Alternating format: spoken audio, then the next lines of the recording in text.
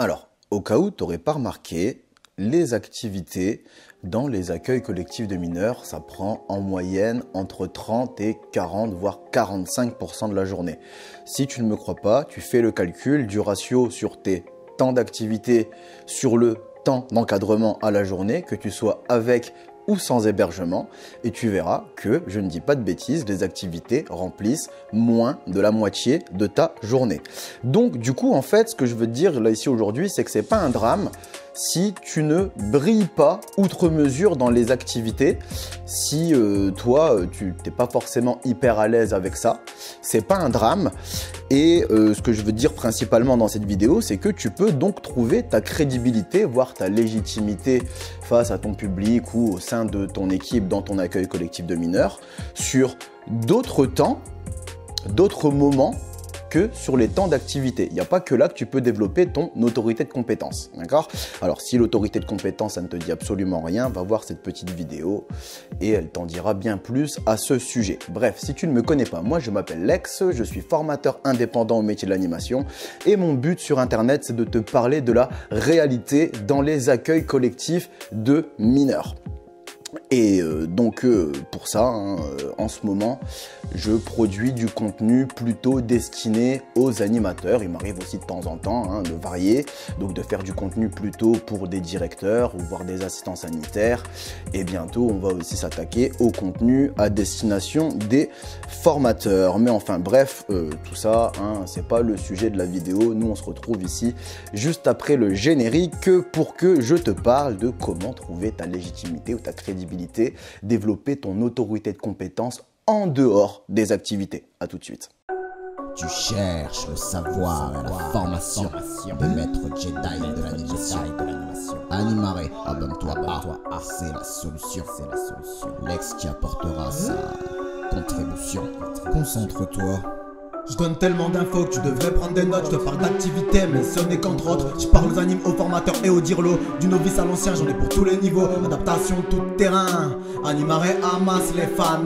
Je les forme, je les enterraine. Je cumule les padawans. Sumo, fuis-moi, mais surtout forme-toi. Alors peut-être que toi, dans tes pratiques, quand tu abordes la phase activité, peut-être que tu as des difficultés dans tes menées d'activité pour X ou Y raisons. Je ne vais pas commencer à rentrer ici dans ces différentes raisons. Il y en a un tas, mais c'est possible que tu aies des difficultés de mener d'activité. D'accord? Et il se peut aussi, d'un autre côté, que toi, tu as du mal à trouver ta place dans l'équipe parce qu'à côté de ça, tu as d'autres personnes dans ton équipe qui prennent beaucoup, voire énormément, voire peut-être même trop de place dans les activités. Et après, tu sais, c'est pas toujours forcément évident. Tu sais, peut-être que tu n'as pas envie ou peut-être que tu as des difficultés ou tu as du mal à te mettre en avant. Parce que voilà, quand tu vas faire des activités, souvent tu vas donc proposer tes activités, tu vas les mener et quand tu mènes, il y a toujours un petit côté un petit peu scénarisation, théâtralisation, prestation face à un public en fait. Donc c'est vrai que ça peut mettre la pression et c'est pas forcément évident. Et des fois tu peux peut-être avoir l'impression, ou cette impression peut venir de toi ou des autres, mais le fait que tu sois pas hyper compétent, hyper brillant, hyper polyvalent en activité, peut-être que tu as cette sensation de manque de crédibilité. Je te dis qu'elles viennent de toi ou qu'elles viennent d'ailleurs, que ce soit de par les jeunes ou peut-être aussi par les membres adultes de ton équipe. Et en gros, des fois, tu as ce message-là, ouais, t'es pas crédible si t'es pas un dieu ou une déesse de l'activité. Eh ben, c'est faux. Et c'est de ça dont je veux vraiment te parler dans cette vidéo. Le truc en fait que je veux te dire ici, c'est que ta crédibilité et ta légitimité, tu peux l'avoir ailleurs à partir du moment où tu t'investis dans le travail qui est hors celui de l'activité, d'accord? Donc pour faire simple, en dehors des activités dans les accueils collectifs de mineurs, on a la vie collective, la vie quotidienne et la réflexion pédagogique, ok? Donc tu peux aller voir cette vidéo-là qui va te donner quelques notions là-dessus, puis on va en reparler aussi dans cette vidéo si tu en as besoin. Mais ce que je veux te dire, c'est que je peux comprendre que on peut avoir ces sentiments-là de manque de crédibilité ou de légitimité par rapport à l'activité si on n'est pas un fer de lance là-dedans au sein de son équipe, parce que je pense que le travail hors activité n'est pas assez mis en avant, présenté, développé par les organismes de formation. Okay, donc, tout n'est pas forcément de ta faute si tu as ce sentiment-là. Peut-être que tu n'avais pas les yeux ouverts, ou on t'a pas ouvert les yeux sur d'autres façons de trouver ton autorité de compétence, ta légitimité ou ta crédibilité dans tes pratiques en dehors de l'activité. Ok ? Eh bien, du coup, moi, je vais t'en parler quand même ici dans cette vidéo. La médiathèque Animaré, c'est le temple des Jedi de l'animation. C'est là où ces derniers viennent approfondir leur formation continue avec les ressources et modules de formation que j'ai créés pour eux à partir de mon expérience conséquente d'animateur, de directeur et de formateur. Alors il y en a pour tout le monde, les animateurs, les assistants sanitaires, les adjoints de direction, les directeurs et même les formateurs. Il y en a pour tous ceux qui chercheront à améliorer leur pratique dans le but de mieux s'adapter à la réalité du terrain. Afin que tu puisses accéder à mes contenus les plus aboutis et les plus qualitatifs de façon moins onéreuse, la médiathèque Animaré te propose chaque mois un de ces contenus à prix réduit pendant une semaine. Si tu ne regardes pas toutes les vidéos d'Animaré TV, tu peux être tenu au courant et surtout à temps des prochaines promotions en cours de la médiathèque Animaré en t'abonnant à la page Facebook Animaré FB ou en rejoignant le groupe des Jedi de l'animation, le groupe Facebook, dont les liens sont tous les deux dans la description de chaque vidéo. Félicitations aux Jedi qui se forment déjà au sein de la médiathèque Animaré. Bienvenue à ceux qui cliqueront sur le lien vers la médiathèque Animaré dans la description pour les rejoindre. En attendant la prochaine promotion de la médiathèque Animaré, tu peux découvrir la playlist de présentation de ces modules de formation et ressources en cliquant sur le bouton qui est normalement apparu en haut à droite de ton écran. On se retrouve quand tu le souhaiteras au sein de la médiathèque Animaré pour poursuivre ta formation de Jedi de combat. Alors, les temps d'activité, en général, si tu es sans hébergement, tu vas avoir une plage d'activité le matin, en moyenne 2 heures, et une plage d'activité l'après-midi, en moyenne entre 2 et 3 heures. Okay ? Maintenant, si tu es avec hébergement, tu vas avoir les mêmes plages d'activité, sauf que tu vas aussi pouvoir en rajouter une le soir, après le repas du soir, ce qui s'appelle la veillée. En général, une moyenne entre 1 et 2 heures de veillée, c'est déjà pas mal. Okay ? Mais donc, ce que je veux dire là-dedans, c'est que dans ces activités-là, si déjà toi, tu as du mal à te mettre en avant dans les activités, comment dire ? Déjà, au sein des activités, tu n'es pas obligé d'être le meneur en prestation sous les feux de la rampe devant tout le monde pour avoir ta place et ta légitimité dans les activités. Okay ? Donc déjà, dans les activités, il y a pour la plupart d'entre elles, il existe aussi des activités sans matos, sans prépa, on les appelle comme ça, les SMSP, mais régulièrement, ça, elles sont plutôt marginales. Dans la plupart des activités, on a une petite phase de préparation un petit peu de tout ça. Donc déjà, toi, tu peux t'investir là-dedans, ok ? C'est des fois on a besoin du travail des personnes aussi en préparation pour pouvoir produire des activités de qualité, même si c'est pas ces personnes-là qui vont mener l'activité, être comme je te l'ai dit sous le feu de la rampe ou des projecteurs une fois qu'on va présenter l'activité à notre public. Donc déjà il y a ça. En plus, ce que tu peux faire, c'est aussi je t'ai dit donc tout le travail de préparation, réflexion, voilà, mais ça c'est en amont. Et maintenant c'est pendant l'activité. Si toi c'est compliqué de te mettre en avant pendant les activités, ce que tu peux faire, c'est aider tes collègues qui, eux, se mettent en avant pour la menée d'activité. Donc, eux, en fait, ils sont sous ce qu'on appelle les feux de la rampe ou des projecteurs. Okay, c'est eux qui présentent devant tout le monde. Et ben toi, ce que tu peux faire aussi, le travail logiquement d'un animateur qui n'est pas en train de faire la menée sous les feux de la rampe, c'est faire ce qu'on appelle le travail de l'ombre. Et qu'est-ce que le travail de l'ombre quand tu as des collègues qui sont en train de mener une activité ? Eh bien, c'est toi d'être dans le public ou à des endroits stratégiques ou donner un coup de main pour la mener pour certaines choses, soit pour une installation, soit pour faire des équipes, soit pour arbitrer, etc. Il y a plein de choses qu'on peut faire en donnant un coup de main. Ou alors d'être réparti dans le public au sein de l'activité pour soit canaliser le public en gros l'aider à se concentrer, à pas partir dans tous les sens et pour que le meneur du coup n'ait pas à faire de l'autorité pendant sa menée d'activité. Si toi tu es dans le public et que tu canalises, eh ben normalement le meneur lui il a pas à reconcentrer, c'est toi qui le fais, tu es là, OK? Ça peut être compliqué des fois aussi pour le meneur de devoir réguler, faire de l'autorité et ensuite reprendre son rôle de meneur.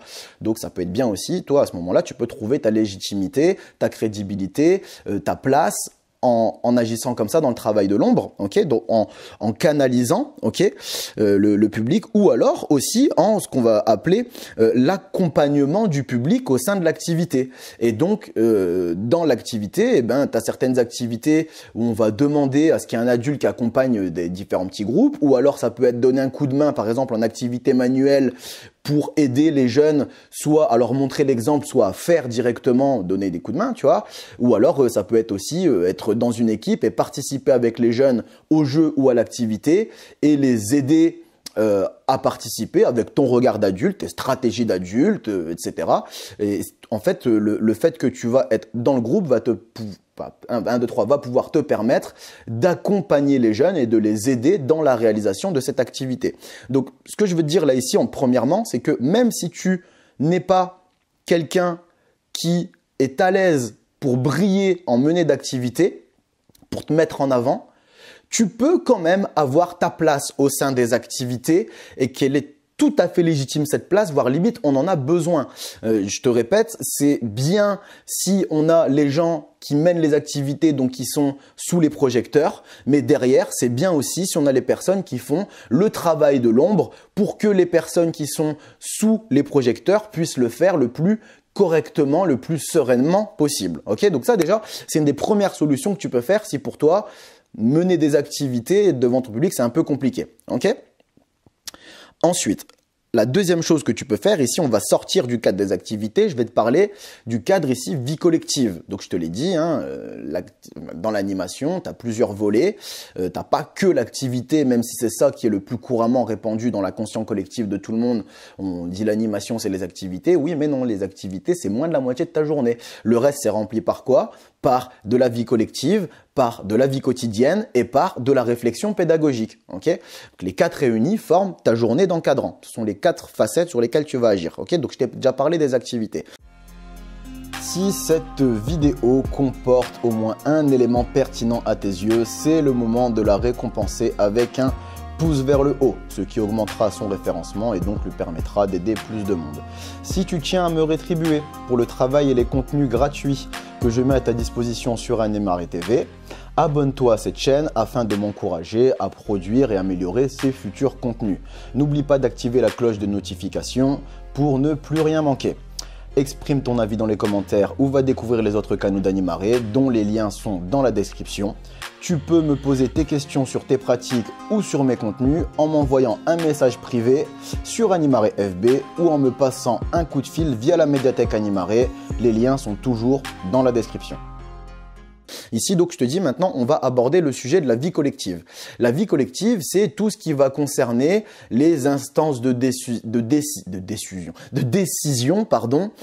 collective, les messages qu'on va transmettre au groupe, les organisations qu'on va faire avec ce dernier, voire peut-être aussi les retours par rapport à ce qu'on a vécu, ce qui a été, ce qui n'a pas été, ce qu'il faudrait changer, améliorer, ceci, cela, voire peut-être même aussi ce qu'on appelle de la régulation, qu'elle soit collective s'il y a des limites qui sont franchies ou du cadre qui n'est pas respecté par le groupe dans son ensemble, ou alors de la régulation individuelle qui va plus ressembler à de la gestion de conflits quand il y a des petits soucis du même genre mais qui concernent que des individus et plus l'ensemble du groupe à ce moment-là. D'accord? Eh bien tout ça, ça englobe la vie collective.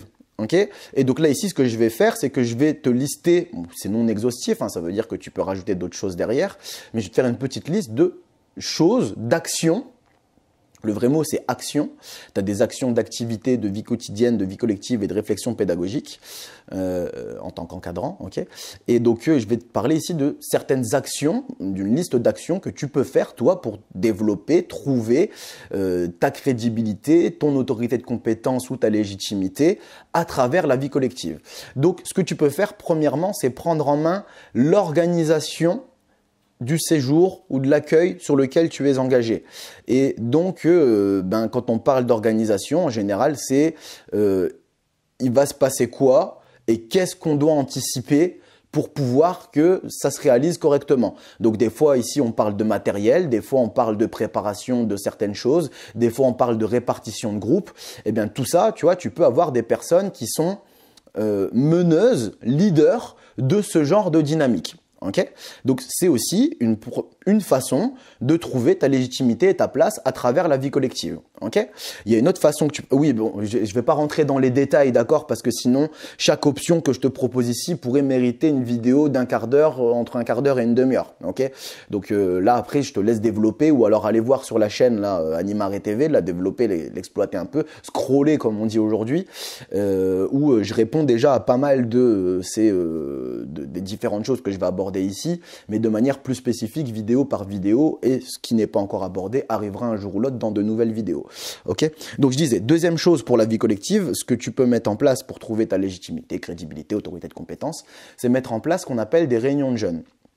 Les réunions de jeunes, en fait, c'est on va réunir les jeunes pour leur demander ce qui a été, ce qui n'a pas été, ce qu'ils aimeraient changer, ce qu'ils aimeraient voir, ce qu'ils aimeraient supprimer, s'ils ont des propositions, que ce soit par rapport à l'organisation, que ce soit par rapport aux activités, que ce soit par rapport à la vie de groupe, un petit peu tout ce qui concerne leur vie au sein de l'accueil collectif de mineurs. Et en fait, le fait de leur donner cette parole-là, eh ben toi, ça peut te permettre aussi de trouver ta légitimité parce que quelque part, ça veut dire, et en fait la légitimité, elle est donnée par rapport aux personnes qui transmettent les méthodes, tu sais.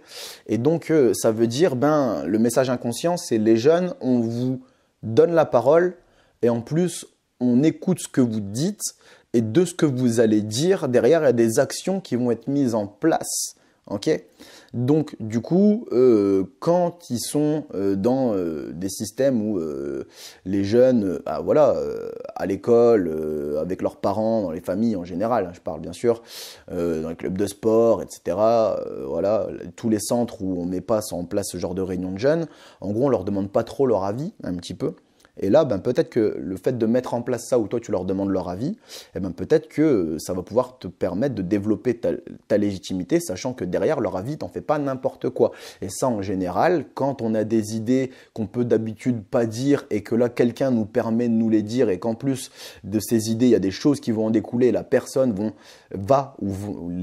vont essayer de faire en sorte que ce qu'on a dit en réunion va avoir des conséquences au sein de notre centre, de notre séjour, de notre accueil, tu l'appelles comme tu veux, et bien du coup, à cette personne-là, on va lui donner du crédit. Okay, donc, ça peut être une solution et là où tu peux te démarquer aussi à travers les réunions de jeunes, c'est le fait d'éviter de répéter les mêmes réunions de jeunes, d'avoir tout le temps des méthodes différentes. Pourquoi ? Parce que sinon, au bout d'un moment, ça peut leur paraître rébarbatif en fait, et que ce soit pour les jeunes ou même, voire même pour les adultes. Ok ?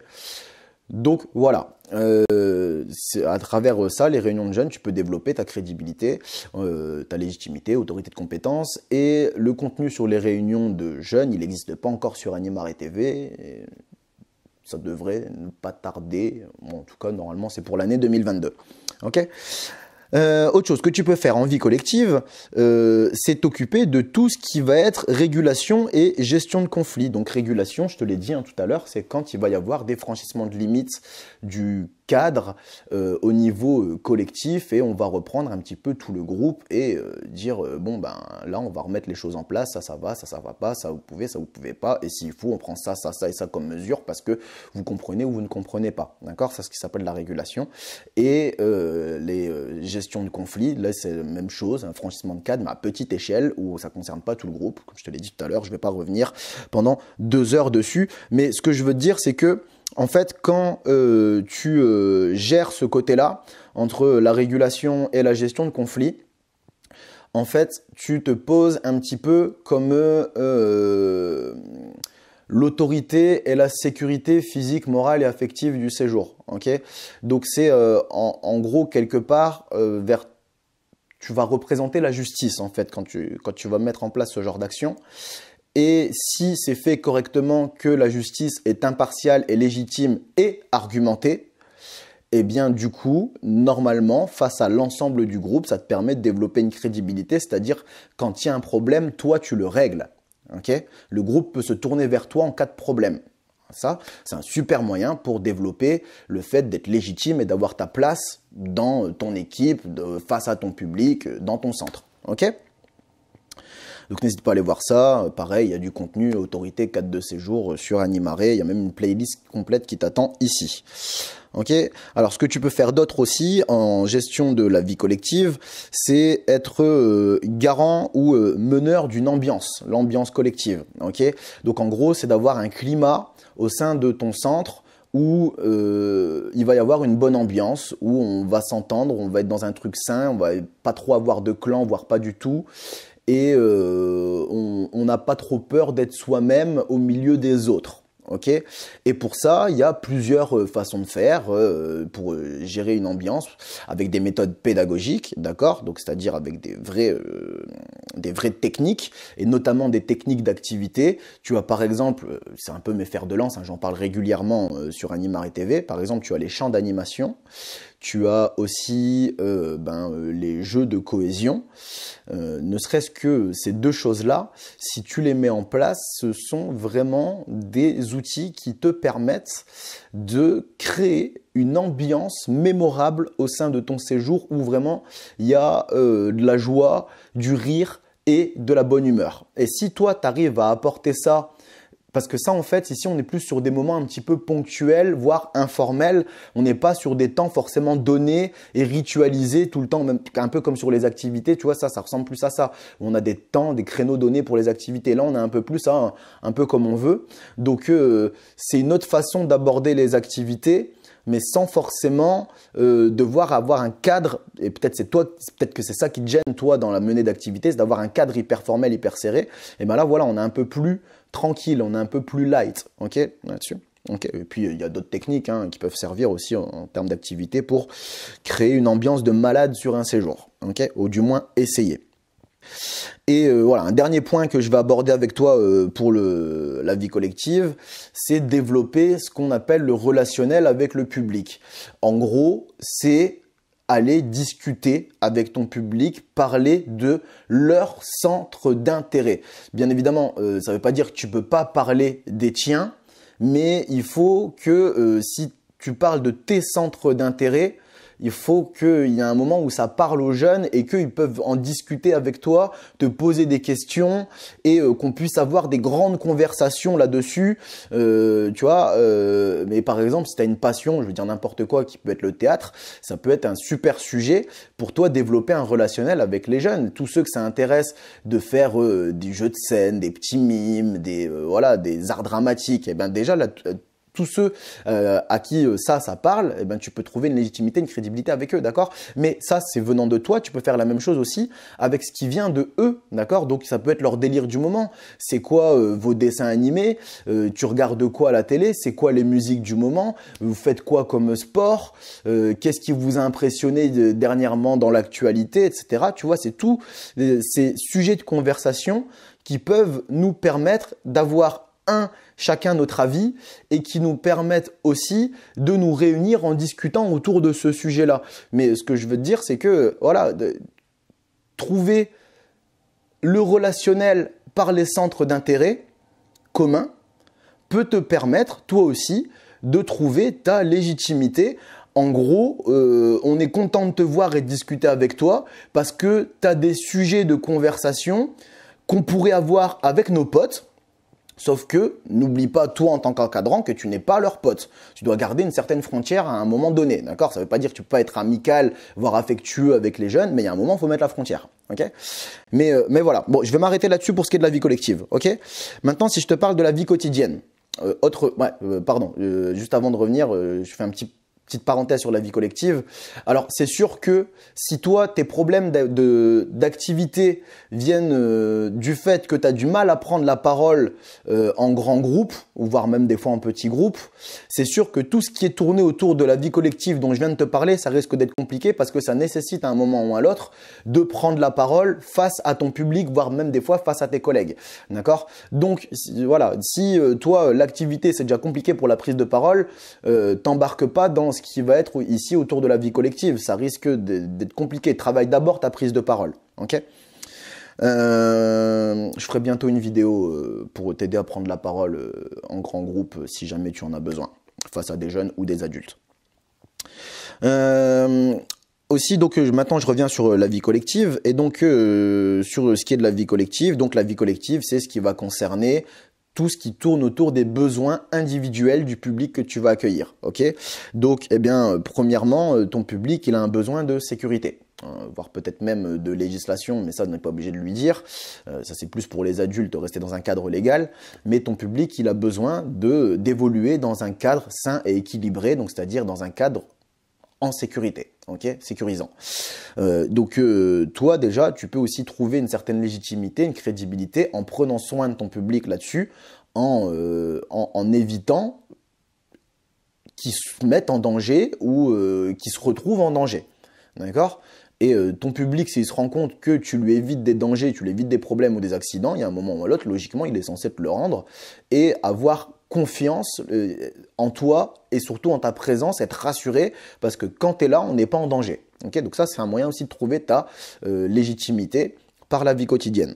Il y a un autre besoin que ton public a, c'est le besoin de s'alimenter. Et donc, le besoin de s'alimenter, eh ben, toi, tu peux trouver ta légitimité, ta place avec ton public en gérant tous ces moments de repas, donc que ce soit de gros ou de petits repas, donc gros repas, donc tu as les repas du midi, repas du soir, et voire même aussi petit déjeuner qui peut être considéré comme un gros repas, et tu as aussi le collation, petit goûter, hein, voilà. Et bien du coup, il y a des façons de mener ces temps-là. Tiens, tu peux aller voir là ici les petites vidéos sur les repas que j'ai fait, et mini playlist, il y a 2 vidéos je pense dessus, mais bon, intéressante quand même. Et donc il y a plusieurs façons d'aborder les repas et d'y trouver ta légitimité, ta crédibilité. Il y a plusieurs façons de voir les choses et dans chaque façon, on peut trouver sa légitimité, sa crédibilité, développer une autorité de compétence. Je ne vais pas les développer ici maintenant, mais voilà, c'est pour ça que je te propose les vidéos à aller voir. Mais à travers les repas, comme tu t'occupes d'un besoin vital et que tu es garant de ça, eh bien, tu peux aussi trouver ta légitimité. En plus de ça, si au moment des repas, tu arrives à faire un petit peu d'animation, donc par exemple, un exemple, il n'est pas neutre parce que c'est aussi quelque chose que je véhicule à travers Animaré, mais par exemple avec les jeux d'astuces, si tu arrives à poser ça en plus en milieu d'un repas, aussi par exemple avec les champs d'animation, eh bien, tu peux carrément te démarquer du reste de ton public, du reste de ton équipe et trouver ta légitimité, ta crédibilité à travers les repas. Et c'est les jeunes qui vont dire « Ah, mange avec nous !» Ils vont se battre pour t'avoir à table parce qu'à table, tu apportes des choses qui valent le coup d'être vécues. Et non seulement par rapport au repas en lui-même, mais aussi par rapport à l'ambiance de table. Ok ? Donc n'hésite pas à aller voir les vidéos. Ok ? Alors aussi, un peu même principe sur tout ce qui va concerner l'hygiène. Tu as plusieurs façons d'aborder l'hygiène. Alors l'hygiène sans hébergement est un peu plus légère que l'hygiène des jeunes avec hébergement, évidemment, parce que là, il y a le passage aux douches et compagnie. Hein, mais tu as plusieurs façons d'aborder ça, de mettre ça en place, un petit peu comme sur les repas. Et donc, c'est un petit peu à toi de voir comment tu vas aborder ça. Mais oui, tu peux aussi trouver, développer une certaine légitimité, une crédibilité. Parce que tu prends soin des jeunes, en fait, tu es quelqu'un qui prend soin de nous, en général, on l'aime bien. Okay. Et on le redemande aussi, on cherche sa présence. Okay. Pareil au niveau de ce qui va être du repos et de la santé des jeunes. Donc je ne vais pas m'étaler longuement dessus, hein, mais donc le repos, on peut même l'avoir hors centre avec hébergement, parce qu'on peut tout simplement avoir soit des matères qui vont faire la sieste, ou tout simplement prendre ce qu'on appelle des temps calmes, en fait, tu sais, des temps où on va prendre le temps de laisser le corps se reposer. Et pendant ces temps-là, tu peux, toi, ne serait-ce que le fait de penser à ces temps-là et puis de mettre une organisation en place pour que ceux qui tiennent vraiment à se reposer puissent se reposer et ceux qui n'arrivent vraiment pas à dormir puissent faire autre chose sans perturber ceux qui veulent dormir ou se reposer, et bien là, à ce moment-là aussi, bien évidemment, tu vas gagner de la crédibilité parce que tu essayes d'être arrangeant avec tout le monde. Ceux qui ont besoin de repos, tu leur laisses. Ceux pour qui le repos, bon, on s'en tape un peu, tu leur permets aussi de faire autre chose. Tu peux trouver donc une légitimité aussi à ce moment-là. Ok ? Et pareil, quand tu vas t'occuper de la santé des jeunes, donc normalement la santé c'est plutôt réservé aux assistants sanitaires, mais toi en tant qu'animateur, tu as peut-être aussi ce qui s'appelle la bobologie, tu sais, donc pansements, désinfectants, arnica, tout ça avec la trousse à pharmacie, c'est pas pour rien si on t'en laisse une. Et aussi, le fait, quand je parle de santé, c'est pas que la bobologie, c'est aussi le fait d'être vigilant aux jeunes, tu vois. Par exemple, là, j'ai la tête qui tourne, je me sens pas bien, j'ai mal au ventre, etc., etc. Et de transmettre les infos et de pas les laisser en galère quand c'est comme ça. Oh, c'est bon, ça va passer, ouais, j'ai pas que ça à faire, le jeu il tourne. Maintenant, si tu prends le temps de prendre soin d'eux et tout à ce moment-là aussi, ils te le rendront. D'accord. Tes collègues, c'est pareil, quand ils vont devoir gérer ça, ils vont se dire bah, la personne elle est là, elle gère, elle laisse pas ça à l'abandon, elle s'occupe du jeune qui est en malaise ou en souffrance, en mal-être ou en souffrance, voire peut-être des fois en malaise. Ok. Voilà. Et autre chose aussi, tu peux avoir le même genre de dynamique avec le suivi des affaires personnelles des jeunes. Donc leurs affaires personnelles, ça peut être ce qu'ils portent sur eux, ça peut être leur argent de poche, ça peut être des bonbons, des friandises, ça peut être des téléphones, ça peut être des objets précieux, enfin voilà tout ça. Et si on a une organisation pour dire qu'ils soient pas à l'abandon là-dessus, qu'ils soient pas livrés à eux-mêmes, et ben toi aussi ça peut te permettre de développer une certaine crédibilité. Ça veut dire c'est un problème, je gère et je suis là. Ok. Mais donc tout ça pour te dire, bon, voilà, il y a d'autres choses que tu peux mettre, mais je vais pas m'étaler ici. Bon, allez, je t'en donne une dernière. Il y a autre chose que tu peux voir aussi avec la vie quotidienne pour toi développer ta légitimité, crédibilité, autorité de compétence, voilà. C'est aussi de travailler sur le fait de ne pas laisser les jeunes en manque d'affect. L'affect est un besoin individuel qui rentre dans la vie quotidienne. Donc, c'est-à-dire, c'est pas aller toi leur donner de l'affect à outrance parce que tu te dis il faut de l'affect, l'ex il a dit qu'il fallait pas les laisser à l'abandon. Non, c'est pas ça du tout. Ce que je veux dire, c'est que des fois tu vas avoir des jeunes qui sont en demande ou en manque d'affect et qui vont te solliciter. Eh bien, à ce moment-là, c'est leur répondre. Par exemple, tu peux avoir le manque de papa-maman, tu peux avoir un petit chagrin, dispute, chagrin d'amour, dispute avec les copains, les copines.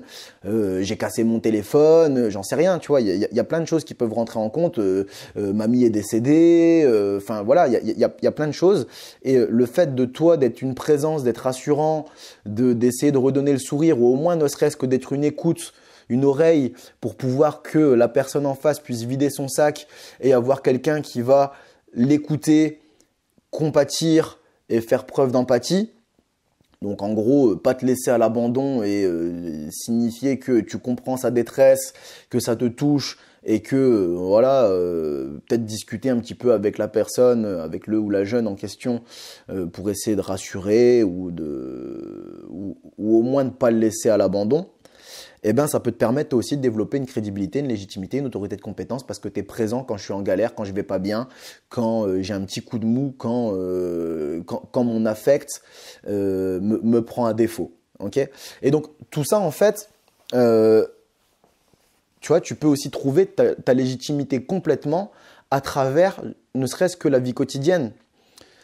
Mais voilà, aussi bien tu peux la trouver en activité, aussi bien tu peux la trouver en vie collective, aussi bien tu peux la trouver en vie quotidienne. Et comme y a moins d'activités au ratio à la journée que de vie quotidienne et de vie collective, en gros, tu as environ 40% d'activité dans la journée, environ 40% de vie quotidienne dans la journée et environ 20% de vie collective dans la journée.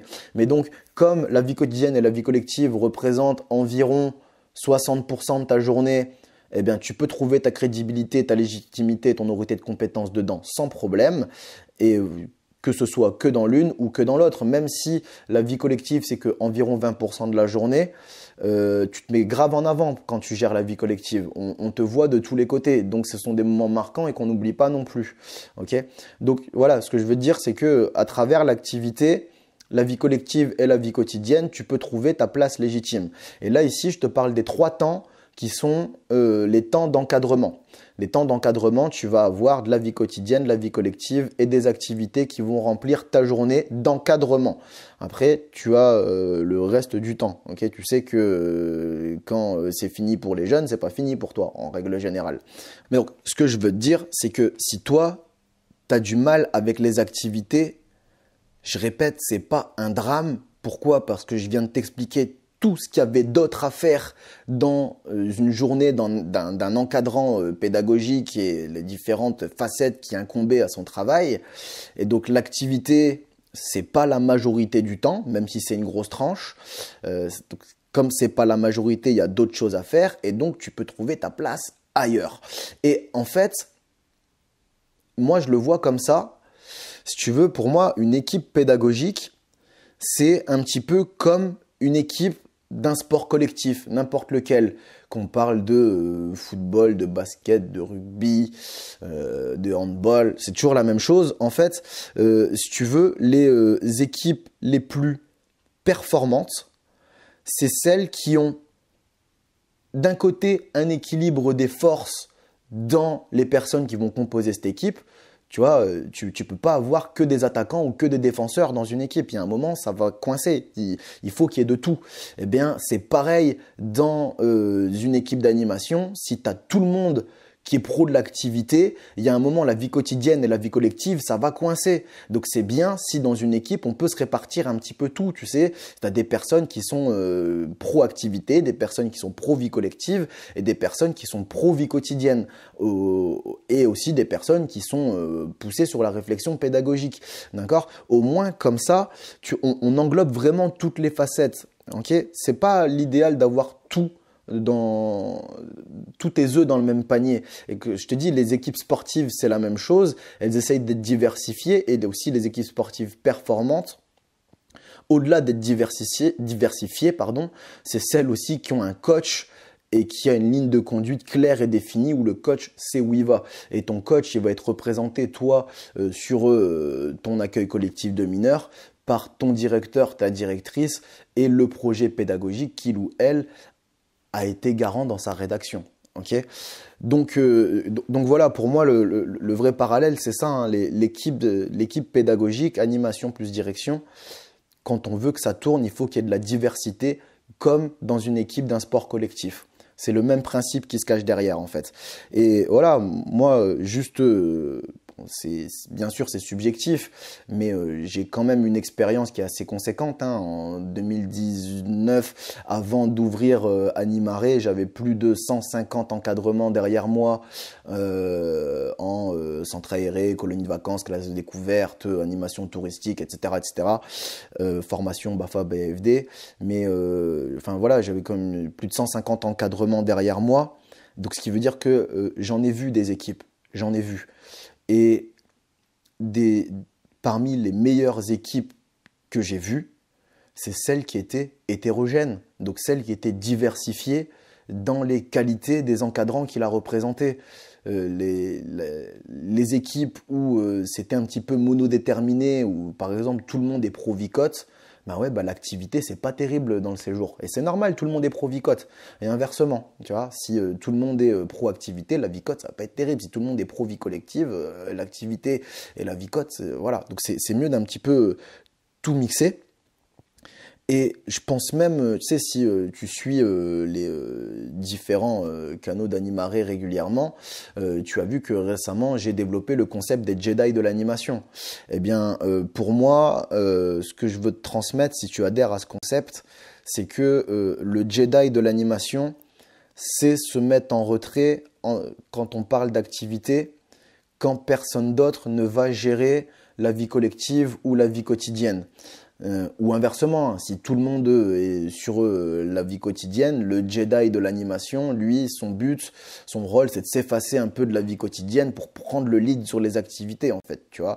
En gros, moi, si tu suis mon principe des Jedi de l'animation, ce que je veux te dire, c'est bouche les trous. Bouche les trous, ça fait un peu, il y a l'expression bouche-trou, elle est un peu connotée négativement, mais je vais plutôt dire comble les lacunes de ton équipe, voilà, c'est un peu mieux. Comble les lacunes de ton équipe. Si tu vois qu'il y a un moment où tout le monde est un peu trop orienté d'un côté, tu vois, au moins toi tu peux récupérer ce côté-là et ne pas laisser ton public à l'abandon dessus. Ok ? Et donc là où je voudrais conclure cette vidéo, c'est en te disant que voilà, ici je t'ai proposé plein de solutions alternatives si jamais briller en activité, c'est un peu compliqué pour toi. Mais ce que je veux te dire, c'est que ne pas briller en activité, ça doit pas être une excuse pour ne rien faire dans l'équipe. Attention, parce qu'il y a des personnes qui en profitent de ça, d'accord? Moi, je viens bien ici de t'expliquer que si tu ne brilles pas en activité, ta légitimité, tu peux la trouver ailleurs, donc notamment en vie quotidienne, vie collective ou réflexion pédagogique. Mais ça ne veut pas dire je ne brille pas en activité, c'est pas trop mon truc. Du coup, je laisse les autres faire et puis moi, cool Raoul, en fait, je profite des vacances comme les autres. Non, non, non. Ça, c'est pas être un Jedi de l'animation. Ça, c'est un site de l'animation et profiter des accueils collectifs de mineurs pour son propre intérêt personnel. Ok ? Donc voilà, je tiens à te le dire quand même. Et ce que je tiens à te dire aussi, c'est que voilà, tu vois, je t'ai expliqué un petit peu plein de choses différentes. Et si tu prends la liste un petit peu de ce que je t'ai fait, de ce que je t'ai décrit en activité, en vie collective, vie quotidienne et réflexion pédagogique, si toi tu coches toutes les cases que je t'ai répondu là-dedans, tu es donc ce qu'on appelle un omni-anime. Donc l'anime qui est capable de tout faire. Mais en fait, la réalité, c'est que l'omni-anime, il est rare, c'est compliqué, c'est difficile d'être un omni-anime parce que y a tellement de choses à faire que c'est difficile d'être compétent sur toutes et surtout au même niveau. Tu vois, moi le premier, personnellement, dans mes compétences de base naturelle avant que je travaille dessus, c'est je maîtrise d'abord bien les activités, ensuite viennent derrière la vie collective et ensuite va venir derrière la vie quotidienne. La vie quotidienne, c'est la chose de base avec laquelle je suis la moins à l'aise. Mais bon, avec le temps, je commence à maîtriser quand même pas mal de choses, mais je sais très bien que même aujourd'hui, je suis pas aussi bon en vie quotidienne que je ne le suis en vie collective et je ne suis pas aussi bon en vie collective que je ne le suis en activité. D'accord ? Et ce que je veux dire donc du coup, c'est que être omni-anime, ça peut être approchable avec le temps et avec l'expérience. Mais te dire que tu vas être aussi bon dans tous les domaines, moi j'ai plus l'impression que c'est de l'utopie qu'autre chose. Tu développeras des compétences dans tous les domaines. Maintenant, de dire lesquelles elles vont exceller, en général, tu as quand même des prérequis de base, et des pentes naturelles. Okay ? Et aussi, ce qu'il faut bien dire, et la réalité du terrain, c'est que quand tu te retrouves des fois par la force des choses à être omni-anime, parce que tu es dans une équipe de merde, ce qui arrive, où il n'y a personne qui suit la route, qui tient la baraque à part toi, eh bien, donc là, tu n'as pas le choix de faire l'omni-anime. Tu gères l'activité, la vie collective, la vie quotidienne, la réflexion pédagogique, et voire même limite, tu drives les autres animes. Quand tu le fais, c'est hyper fatigant. C'est hyper fatigant. Donc, ce que je veux te dire, c'est que l'omni-anime ne doit pas être un but que tu veux atteindre et te présenter comme ça quand tu veux arriver, parce qu'en fait, en vrai, c'est hyper fatigant quand tu es obligé de le faire. Et quand tu n'es pas obligé de le faire, c'est-à-dire que ton équipe, elle tient la route, tu risques de saouler tout le monde parce que tu vas prendre trop de place. Okay ? Donc, voilà, quand tu n'as pas le choix, fais l'omni-anime. Mais déjà, il faut savoir le faire. Hein, c'est compliqué. Si tu n'as pas un peu d'expérience et de bouteille derrière toi, ça va être dur. Et mais voilà, pour moi, l'omni-anime, c'est vraiment quand tu n'as pas le choix. Quand tu as le choix, je te déconseille même de te présenter comme ça. Tu risques de te mettre du monde à dos. Voilà. Bref, moi je vais conclure là-dessus et du coup ce que je voudrais te dire pour conclure, c'est que tu vois cette vidéo, c'est vraiment une vidéo que je veux rassurante pour les personnes qui ont du mal justement avec l'activité et le fait de les mener et de se mettre en avant dessus. Donc si tu connais des personnes qui sont dans cette situation-là et qui vivent un petit peu mal, voire peut-être même qu'elles te demandent si elles sont légitimes dans l'animation et qu'elles pourraient voir potentiellement même la quitter à cause de ce fait-là, qu'elles se posent des questions sur leur légitimité en activité, n'hésite pas à leur présenter cette vidéo qui va peut-être les rassurer. Et on a besoin aussi de personnes qui ne sont pas hyper pro-activité et qui sont plutôt pro-vie quotidienne ou pro-vie collective, d'accord ? Et il n'y en a pas assez, clairement, dans l'animation. Donc si tu connais des personnes qui sont dans cette situation-là et que cette vidéo peut rassurer et voire peut-être même les faire raccrocher, se dire « je reste encore au moins un petit peu dans l'animation », eh bien n'hésite pas à le faire. Pourquoi ? Parce que derrière, il y a des jeunes qui comptent sur ces personnes-là, en fait, tout simplement. Ok, tu vois, c'est même pas pour moi que je le dis, hein. C'est vraiment sur le terrain, il y a des jeunes qui les attendent. Ok, voilà, bref, et donc du coup je clôture là-dessus, et toi, donc du coup comme je te l'ai dit, si tu veux développer un petit peu ta réflexion avec moi à travers Animare TV sur la vie quotidienne, la vie collective et la réflexion pédagogique au-delà des activités dont je te parle aussi sur Animare TV, et ben n'hésite pas à exploiter cette chaîne, la scroller comme on dit, la binge-watcher comme on dit aujourd'hui, et donc regarder un maximum de vidéos qui pourront te servir. Moi je te retrouverai donc dans la vidéo que tu voudras sur Animare TV, peut-être même la prochaine que je vais produire. D'ici là, force à toi. Animare, La force est de notre côté. passe-moi un coup de fil si tu veux mon avis sur tes pratiques. C'est en lien dans la description, comme pour ma boutique. Passe-moi un coup de fil si tu veux mon avis sur tes pratiques. C'est en lien dans la description, comme pour ma boutique. Animer c'est donner vie, oui, mais c'est pas suffisant. Éduquer, émanciper, doivent être aussi dedans. Animare c'est donner vie, oui, mais c'est pas suffisant. Éduquer, émanciper, doivent être aussi dedans. Animare.